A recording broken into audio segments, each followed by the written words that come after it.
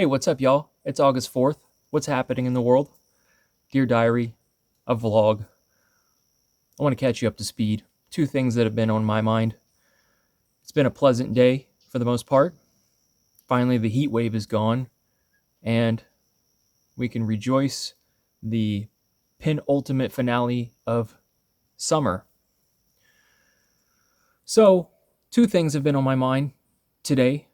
One, when I woke up and in spurts throughout the past couple days, in fact. It's taken this much solitude and self-actualization to reach this conclusion. Not notable or anything, but just based off evidence and literature I've read, scientific data gathered from real-world case studies and lab environments. So the first being these tariffs.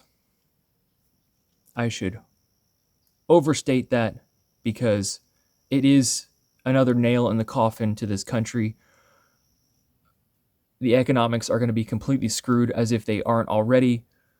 63% of my generation and younger is living paycheck to paycheck. Go figure. Dating is at an all-time low and people getting married. You can't meet anyone when there's no third places to meet. I've had countless women cross my path with literally not a word to say to me because there is nothing to say. We've lost meaning and connection as a society. We're beyond hopeless. You lost faith in humanity long time ago, so this isn't a surprise. But one of the nails in the coffin this go around, as if we haven't already witnessed at least 3 world-changing events, would be the tariffs. And of that being, it would add an estimated $2,400 of extra expenses on top of an already financially crippled society. Main Street and society are disconnected. Two completely separate things, and this just goes to show you the disconnect between the elites and the working class. We've been here before. The story has already been told. This is never a good outcome. Fascism thrives in this environment. Democracy is dead. You don't need a billionaire Ray Dalio to tell you that we're on the precipice of a financial collapse. So, to reiterate, the tariffs are going to add an enormous financial burden to an already stressed public, which will then end up in more tent cities, which are now illegal. So I guess we'll just start beheading each other for that can of Beanie Weenies, or robbing virtually every store we can find because time's ticking. This effect is going to really be evident, I think, next year. On top of AI advancing at a rapid rate, taking all these jobs, 400,000 black women without a job are cut within the past year or two. Why did I say that demographic? Well, there is so much clerical and mid-level managerial work to be done, perhaps bullshit jobs. Massive changes are coming and it's not looking well. The American dream, you know it. It's buried. You can't afford a house. It's going to be like Trump's tower in a year or two, with mothballs and spiderwebs all over the bathrooms, vacant, maids barely working, dysfunction, old schedules. Do I paint the picture here? Just a shitty motel that you pay $50 a night for. That's America, full of strip malls. Maybe I'll lose another couple subs from this. Some of you, I'm really perplexed why you stay subscribed, like you have some narcissistic control. You think you could change me or my viewpoints. No, I dictate my opinion off critical thought, data, and evidence, and historical reference. I do my due diligence. I have no partner, no one to look after or for me, so I spend my time investigating the real world around me. Next up, to switch gears into something completely unrelated, is my existential understanding regarding Robert Sapolsky's work, Dr. Robert Sapolsky's work, Determined: A Life Without Free Will. I read it last year, and it's taken some time to digest the information.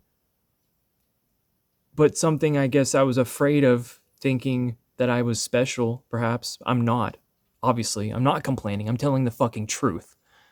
There's a difference. Real world observations about actual events and numbers, which are manipulated, I know, and contrived to make a public enslaved. It is the end of time. Capitalism at its end, when consumers are competing and fighting, hating each other, not going to dinner, not even talking to your neighbor. This is where no change happens. Stagnation occurs. Stagflation is coming. But this was already determined in our genes from 100 years ago, 1,000 years ago, 1,000,000 years ago, already embedded to how we act. It was like pre-programmed who we were, and neither did we have control on our upbringing, how we came into this world, the environment that was present. We didn't have a say on that. It was already there. So in so many words, your life was already predefined and pre-set up, pre-organized.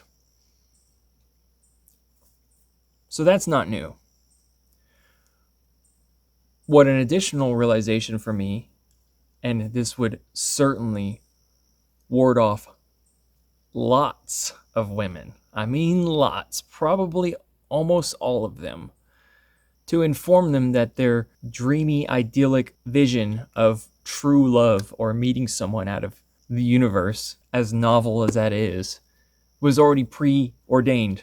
It was set up by our genes and environmental factors which we couldn't control. Furthermore, the notion that I can expect a woman to really, truly love me for all of my faults and creative endeavors and everything in between is a delusion. Just straight and simple delusion. That I would expect that out of another person.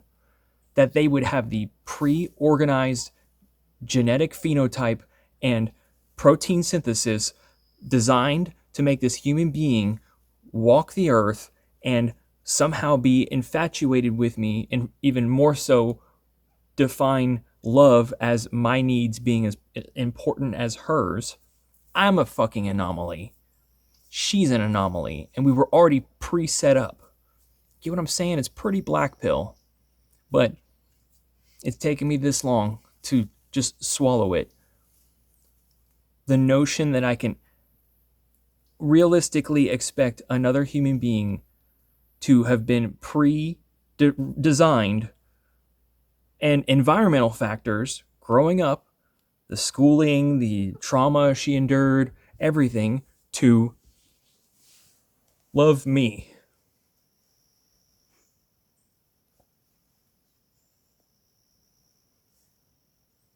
Let's just take that one and crumble it up and throw it away.